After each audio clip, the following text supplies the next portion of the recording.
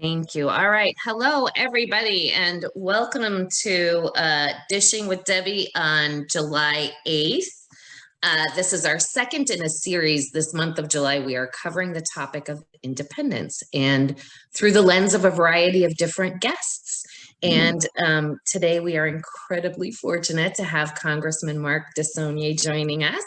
And I will get to him in just a second. I'm going to give you a few brief updates, what's happening at Choice in Aging. So we are continuing to bring in more participants to our 2 adult day health centers, the Bedford Center in Antioch and Mount Diablo Center in Pleasant Hill. We are going to begin providing more transportation for folks through a variety of different ways. So we are bringing Silver Rides back. So they're going to start providing more trips, and knock on wood, that's real wood. We are bringing a driver back, and we are going to get our bus that's been laying or hibernating for the last, whatever, year, 15 months, whatever it's been.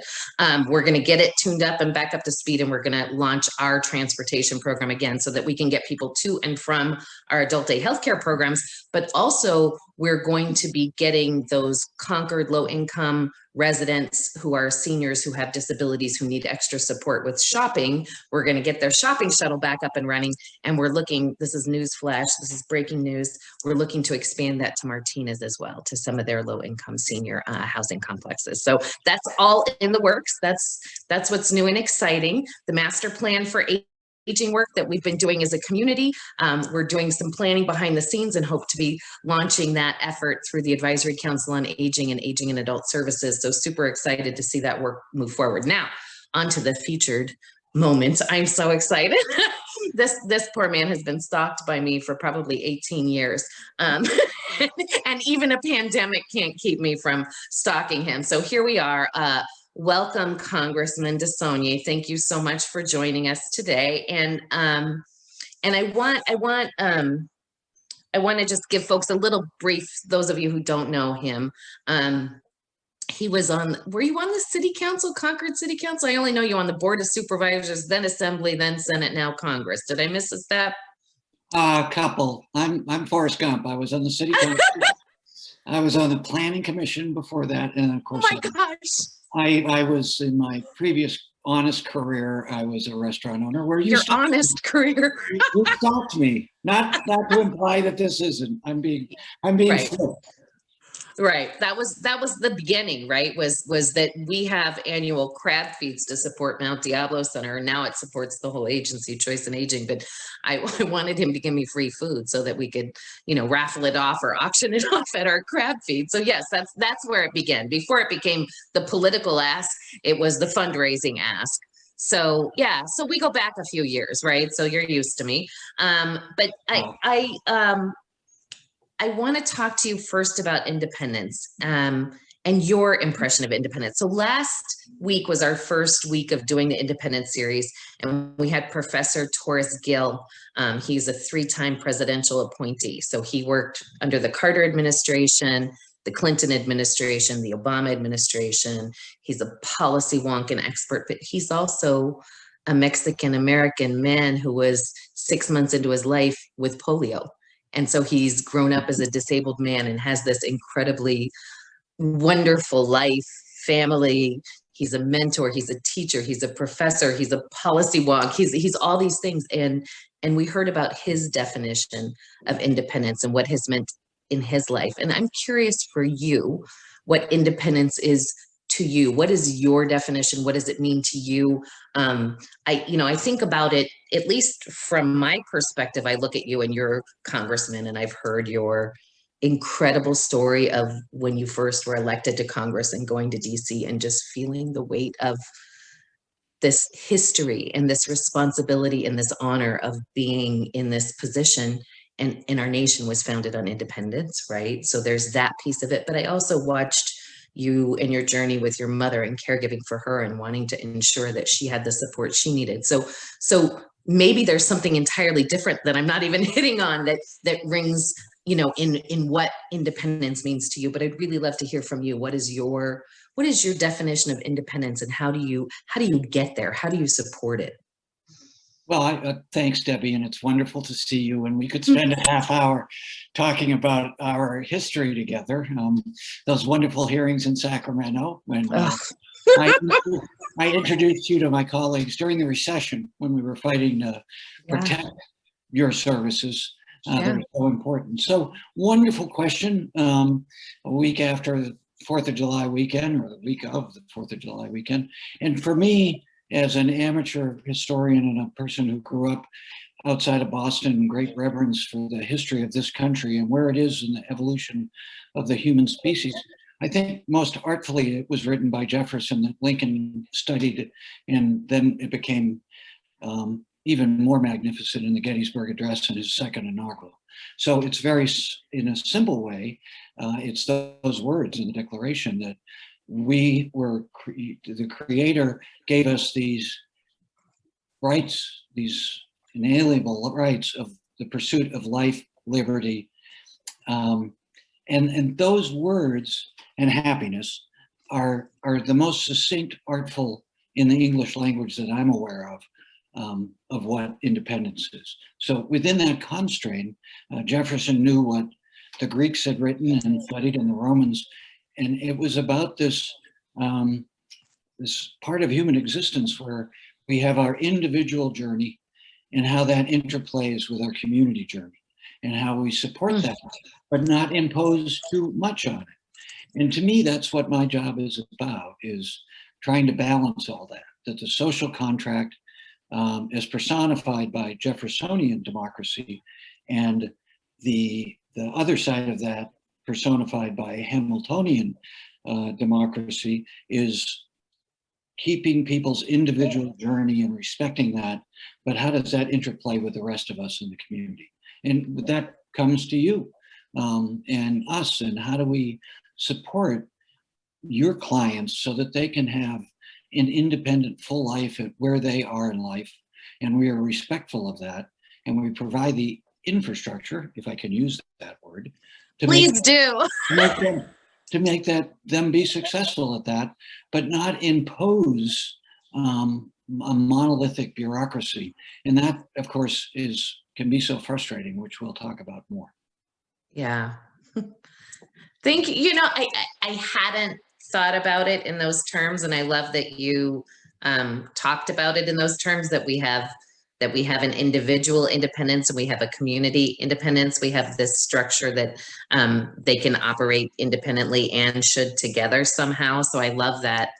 I love that newness of thinking to my, at least, wheelhouse on it. I tend to spend a lot of our time, obviously, thinking about the community sense of independence. And last week, Professor Torres Gill really had me thinking too about the individual side. I hadn't put the two together, but he talked about planning for independence. And this speaks to what you were just saying, is like, he had polio, he's experiencing some, I would say, more rapidly aging parts of his body as a result of that. And so he's planned for it. He's got a motorized scooter that he has so that he can ensure that he can get to the places that he wants to, so that he can see live music and go to patio restaurants. And, you know, so he's thinking ahead to plan for his independence, for the things that he wants in his life, so that no matter what his abilities are, he's able to foster his sense of independence and through the things that he lives through in his life. Anyway, so that was making me think, and you were just saying, like, this infrastructure that we need for the people that we serve at Choice and Aging, and obviously so many other organizations, so that we can plan for continued independence throughout somebody's lives. You know, I often say we gained 3 decades of life expectancy in the last century, and we've done zero planning for it, right? And so here we are now at this moment. And in order to build the system where we have that independence, we have to invest in it. We have to invest in the infrastructure to get there. And so there are a number of different vehicles right now that can help us get there. As you know, we have been radically, woefully underfunded historically. We've had to fight for our services, yet the healthcare system benefits and saves tremendous amounts of money by not having people institutionalized, which is what all of our programs and services do. So there's 3 different things that that I'm thinking of, and I would really love for you to be able to help not get like deep into the weeds, but there's 3 different vehicles right now that are going to help from my perspective, and maybe there's more, that are going to help build the infrastructure and support that people need to continue living in the community instead of institutions.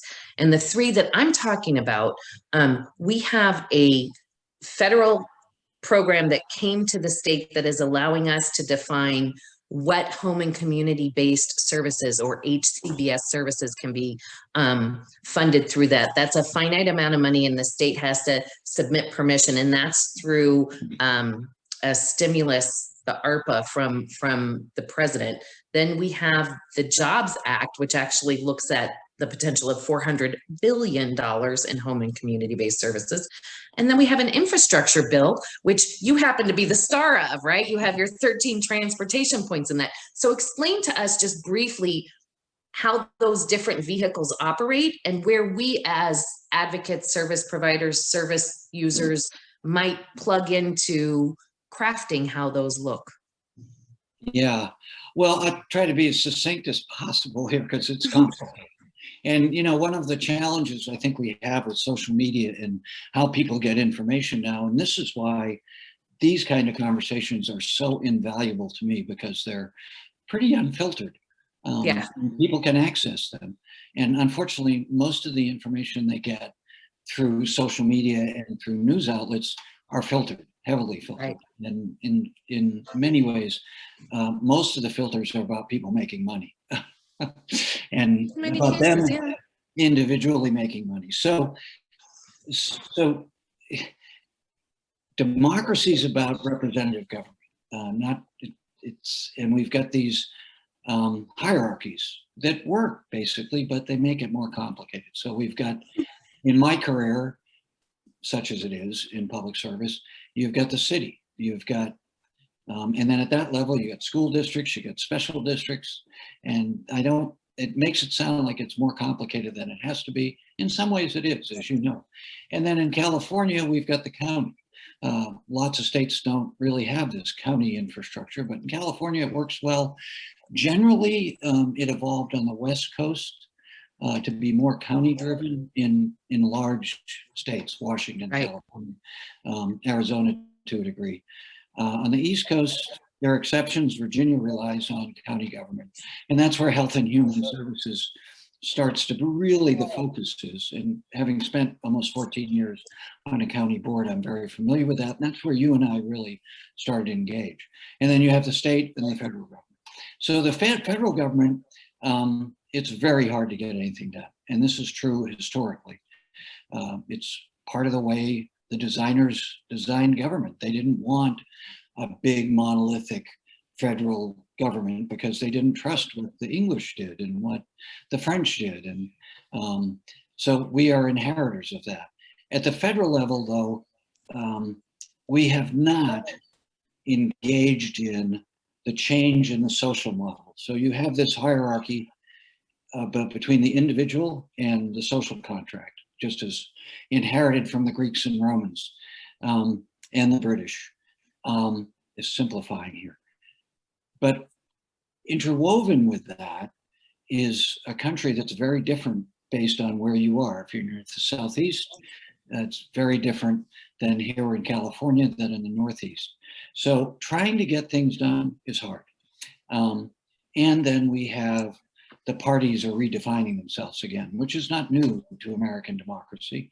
When we were founded, Washington and Hamilton and Madison talked about factions, and they didn't want political parties.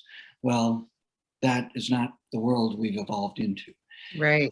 All of this is trying to respond to a social model that in our lifetimes and your clients' lifetimes has changed dramatically. So that social contract for my parents and their grandparents was largely rooted in families, and then ethnic communities for immigrants. The Irish were with the Irish, the French were the French, the Greeks, and coming from the East Coast, it was physically, demonstratively. African Americans were segregated separately.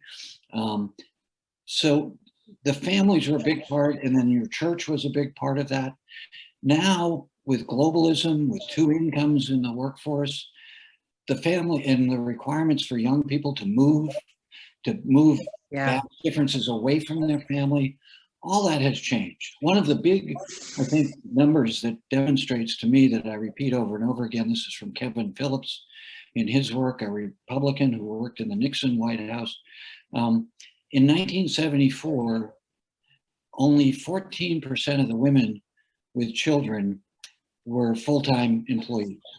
14% nationally. Wow. That's 1974. By 1994, 14% had become 74%. So think of that in our lifetimes, Debbie, how Wow. dramatically the I'm consequence. writing notes just so you know. I know this is being recorded, and yet here I am writing down everything you're saying. Sorry. So, but this goes to the essence of what we're trying to do here and how hard it is. But accepting the fact that the world's changed, and in Congress, not all my colleagues accept the fact that the world's changed or wanted it to change and want to go back to that old model. My theory is life changes, and there can be good and bad to that. I would opine that most of what's happened has been good, but we haven't provided for how do we support this new social model Yeah. that it's just the reality that you don't have mom at home all the time. You don't have one career with one commute. And that was generally the man going to one commute. In our communities, it was into the urban core, into San Francisco, and back out. And those careers were lifetime careers, whatever it was, banking, Yeah. government employment, restaurant business. And so now the model is the Labor Department tells us a high school graduate right now can expect 6 career changes in their lifetime. That's not jobs. So all of that is to say, Wow. you and I are trying to deal with our part of that pie, and we as a culture are trying to implement an infrastructure and a support system that's part of that social contract that's very different from what we grew up in, and Right. it is better. So life expectancy, the Kaiser Foundation just did a great report, I'm sure you saw it, that said nationally, the US for people over 62, life expectancy has grown exponentially. The US compared to other industrialized developed countries is 13th in growing life expectancy for people over 62. For someone like for me who has an underlying health condition, leukemia, I've spent a lot of time on this personally and professionally. That's a really good thing. When Kaiser breaks that down regionally, the West Coast of the United States is number 1. Our life expectancy is growing because of health, because of programs like yours, because the states are more progressive, and because our culture is more adaptable to change, because we've changed more on the West Coast of the United States than other parts of the country, and we're less resistant to change. We actually embrace it. My quote that I use all the time is, Californians aren't afraid of change, the future, we run towards it. Other parts of the country are really afraid of change. And that has its benefits and its challenges as well. So all of this in the context of your clients, how do we support them? And then we have all of these government agencies who aren't necessarily driven by the client's needs. So Correct. It's a system-centric system rather than a person-centric system. It's very hierarchical and patriarchal, and we have to change that. And we know when we change it to be client-driven and performance-driven, the world changes. So all of my initiatives and all of my experiences informs me to be more client-driven, which is to get you the resources you need, but also to expect out of you that you won't do what other agencies have done, and you want to defend and nurture your organization, but we want you to do it collectively, the social contract, to be driven by what the client's needs are in this changing world and have some level of accountability for it. So it doesn't just become the clients are there to serve the bureaucracy, which is the challenge we have. And in all of these initiatives, so we were able to get a lot done because the Biden administration, and I would say that Democrats in charge of both houses, we are aware of this change. And we're trying to engage our Republican colleagues to respect their view, but also to say to them, the world's changed, so come along. Bring your values into this new world, and we can have a discussion that's open and transparent, and everyone is allowed to engage in it, and we make societal decisions as part of representative democracy. Yes. And so your part in this, let's talk about the infrastructure plan. Where is it?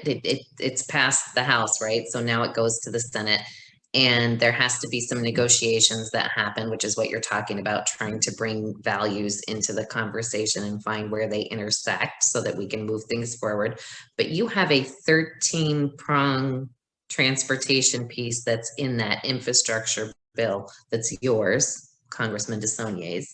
And I read, you talked about we can read things on social media and they're filtered or they're crafted in a certain way. And I, of course, am always reading with the lens of independence for our people that we serve at Choice and Aging. And I saw environment, and I saw public transit, and I saw lots of different things in there. What I didn't see, and I want to ask you about and dive into a little bit, is accessible transportation for seniors and people with disabilities. And I'm not talking about public transit, because that is not the answer. That's one tiny sort of option within what a myriad of need is if we're talking about person-centric systems. So how is that built into your 13-prong transportation plan within that infrastructure bill? And can we see that? Can we see that operationalized? So one of the things, as you know, in our governmental organizations, in addition to the complexity we just talked about, is in Congress, just as the state legislature, county, and you then break up those governing bodies into different committees and subcommittees. And people with interest in those areas or backgrounds gravitate to those. My focus, sort of by circumstance, and because these are the priorities of people in Contra Costa, have been around education and transportation, and then healthcare, and behavioral health in particular, because personally. I'm on the Education and Labor Committee, and I chair a subcommittee that has a good deal of influence called the Health, Employment, Labor, and Pensions Subcommittee. So a lot of my efforts appropriately is, if I want to be effective in Congress, I have to use my background and my expertise, and then have other people in Congress go, oh, he knows what he's talking about, so we will defer to him. And as long as I don't screw up, it's just human nature, right? We rely on people who have proven over time that they know what they're talking about. And the other big thing is transportation, because I've always been very involved in transportation. Yes, you have. Those two issues are when we look at polling in Contra Costa, those are very high end constantly. And you can imagine why, because those are the challenges we have, and also the priorities. We live in an area, this district in Contra Costa, compared to the rest of the country, has a lot of graduate degrees and undergraduate degrees because of our proximity to the University of California, the national labs, the cost of living, and we have a lot of people living longer. So that's where you come in. And then we have a very mobile family pressure that we talked about. So all of these are this moment of opportunity where you've got an administration in the White House with a lot of experience, an older president, who's keenly aware of the changing demands on infrastructure. So let's talk about infrastructure and the definition of that. The old infrastructure was just getting this one man in our social model from home in the suburbs, say in Concord, to their job, most of which were getting to San Francisco in the financial district, and then the jobs that rippled out from that. And knowing that there were a lot of jobs in Concord and Walnut Creek, and so you had to provide all that. Now we have to provide infrastructure and this started during the Reagan administration, your issues that also apply to the DD community, irrespective of their age, to young people who have to be in childcare. We didn't really have childcare 40 or 50 years ago. It was kindergarten, and how that got supported. So what this administration is doing in the three statutes that you mentioned. So there's the rescue plan that we're able to get out quickly because of the urgency of COVID, that still has a lot of discretion in it, that we're still trying to negotiate with these different governmental agencies than nonprofits like yours. Then you have the transportation bill that we passed out of the House that's largely focused on transportation, but moves towards more of a systems management. And that's where I come in. And that's where you come in, is be client driven, but manage the whole system. Manage it for kids and moms and dads who have to get their kids to daycare, but have to get to work, and then want to help with their parents and want to get, to the degree they can, help get their parents from where they are in long-term care, or if they're at home with them or in a group home, how do they help go and meet them or get them to your facility? And then how does that interact with all the other people who are out there on the streets and roads trying to do all these things and get to school? So my emphasis has been on the systems management. Stop doing the individual bureaucracies and start being driven by all of these individual pressures in individual clients, human beings, as they try to navigate all of this in these careers that have enormous pressure on them. Cost of housing. How do you find facilities that fit into your business plan so that you can have a lease for 20, 30 years, or maybe buy the property? How do those group homes, how do all of this engage in a system that is driven for the client and their outcome? But they're on the roads with people with different needs. And if it's all not managed properly based on the client's needs that are very complex and very demanding, then nobody gets to where they need to go. And you increase the congestion, you increase the air pollution. So that's where my focus has been, and using technology to be more efficient at this. If people can use telematics to get to their healthcare providers, whether it's the RN, the LVN, the doctor, the specialist, the primary care person, then that takes 5% of the people off the roads. So it's all of this systems management and using technology in a more effective way, and becoming less driven by the bureaucracy. The bureaucracy serves the client, not the other way around. Correct. And thank you. Thank you for saying that. And I just want to, like, we're limited on time. So I just want to, since you mentioned the systems perspective, and when talking about the systems perspective, you included housing, you included healthcare, you included transportation. I would be remiss if I didn't mention that's what we're doing with our Aging in Place campus at Choice and Aging. We're leveling and rebuilding, and we're doing housing with all the wraparound services, from adult day healthcare to complex case management to transitions out of skilled nursing back into community living, transportation, caregiver support, nutrition, all of those things. And what you talked about earlier, the accountability to the system that funds them, is that we're measuring those outcomes so that we can disrupt the current poverty pipeline that forces people to spend down all their assets and end up in a skilled nursing facility. So we want to see this HCBS funding, this home and community-based funding that is going to come through the Jobs Act. We want to see that end up in pilot models like ours, so we can make the case, so we can create models that are both responsive to the community needs, that create systems, and that are effective and responsible to those that are funding them. So I hope that we can talk about what those funding streams look like, and that we can create them with a person-centered approach in a system-wide sort of concept.